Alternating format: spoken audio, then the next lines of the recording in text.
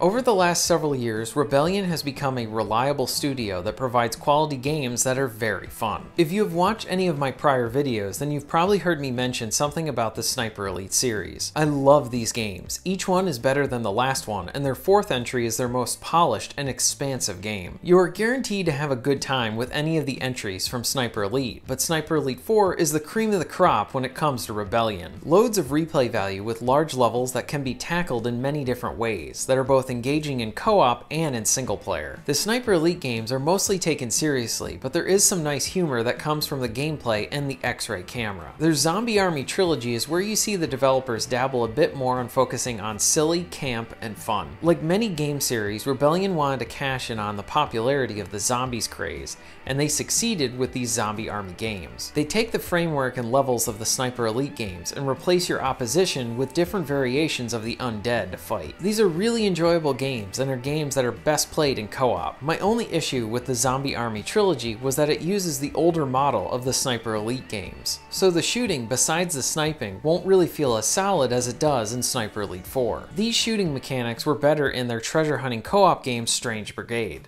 This was essentially a Zombie Army trilogy, but set in a campy treasure hunting setting. And with all of this, I was very much looking forward to the fourth entry in the Zombie Army series. Rebellion hasn't disappointed me yet, and I was looking forward to what fun adventures they would provide. Ladies and gentlemen, I present to you my review for Zombie Army 4.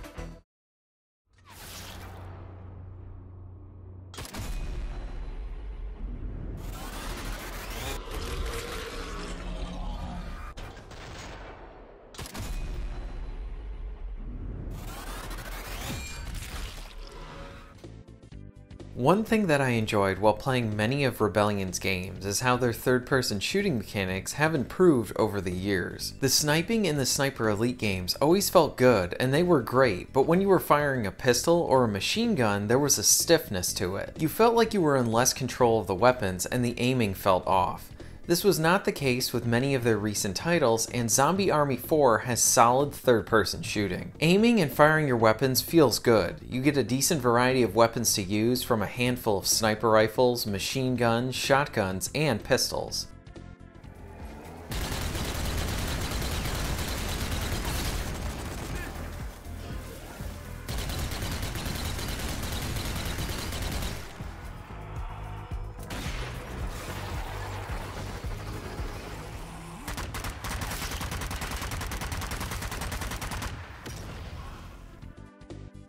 While in the different levels you will find pickups to help you out, you will find a variety of different grenades and mines to use. Some grenades can be used to heal yourself and your allies. There are limited use attachments that you can pick up that turn some of your shots into different elements or makes them more explosive. Essentially, it makes your shots stronger for a few hits. The most fun of these pickups comes from the heavy weapons that you will find.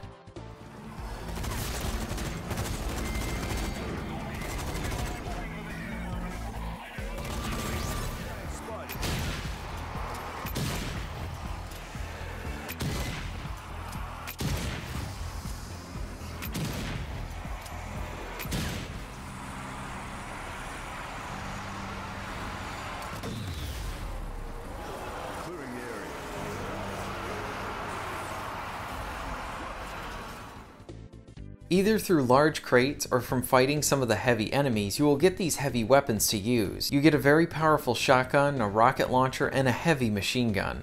I was impressed with how meaty the campaign was. It was certainly a lot longer than I expected. Each of the different levels are separated into a few chapters and feature you doing some similar stuff in different locations. The levels will have you searching for different items, holding out against a large horde, staying within a certain location while fighting a horde, finding specific items to destroy, and in some cases fighting a zombie-infested vehicle. There is repetition to the objectives, but the different level locations help to make each area feel somewhat new. The minute-to-minute action is why you will be enjoying this game. The campaign does a good job of slowly introducing new units for you to fight. The game would get really boring if you fought the basic zombie the entire time, but you will have building jumping snipers, enemies that can revive other enemies, or even some that can summon suicide bombers to rush you, heavies, and much more. The campaign does a good job of slowly introducing these enemies throughout the levels, and each new foe makes you really think about how you're going to tackle the oncoming horde. You are usually up against a large amount of enemies, and you need to assess who to take out first to survive the encounter. Snipers can easily pick you off, and they are on buildings above you, or you have officers that hit you from far away with handguns. The action is made even more fun because the game goes for an arcadey point system that factors into your abilities. You have a set of different melee abilities that are on a cooldown system. My favorite of these was the hammer because it could heal you some. As you build your combo to 10, you can perform a takedown on an enemy. This will allow you to instantly kill an enemy, and it gives you some health and ammo. The combos also help you build up your weapon abilities. If you're using a pistol, you can quickly perform a set of headshots. The sniper lets you fire off an explosive round, and the machine gun lets you fire it in slow-mo.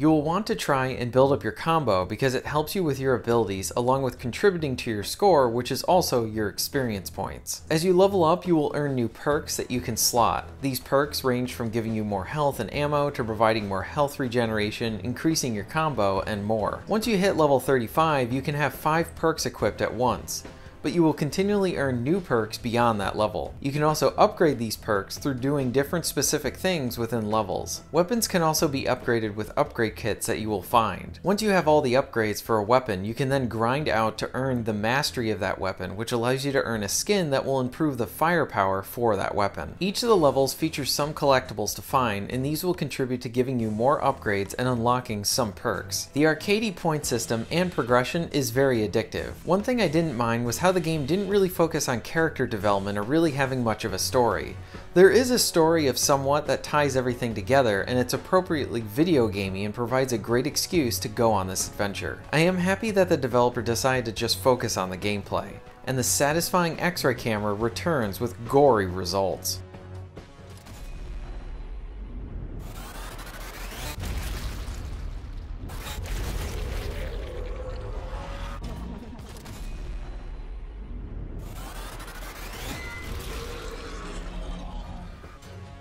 Just like the Sniper Elite games, I never got tired of this feature. It is arguably even more satisfying here because you can pop off heads of the undead. After you have completed the campaign, you can tackle Horde mode, and I really enjoy that this mode can technically be beaten, and that you can escape the level after you have beaten several waves, while also having the option to keep fighting if you want. Horde mode is great because the level starts out small and then progressively opens up, along with having a nice mix of different enemy types to fight. While this game is a co-op game, you can enjoy each of the modes in single player, and it doesn't feel like a situation where the single player was an afterthought. I beat the entire campaign in solo play and had a great time with it. The game seems to balance itself depending on how many people are in a level together. Overall, I really enjoyed the game, and I did also encounter some flaws. I do want to make note again that the level objectives can be pretty repetitive, and each of the levels features the same type of objectives. I do wish that the objectives were a bit different, so we had some levels that really changed things up. It would have been cool to be in a level where you need needed to make a decision to go in a different route, and then you could cover your allies while in co-op, or maybe even have a vehicle-based level or two. I do think that the game could have used more guns to choose from. You only get a handful of different weapons, and considering that the developers are using everything that they have in the Sniper Elite games,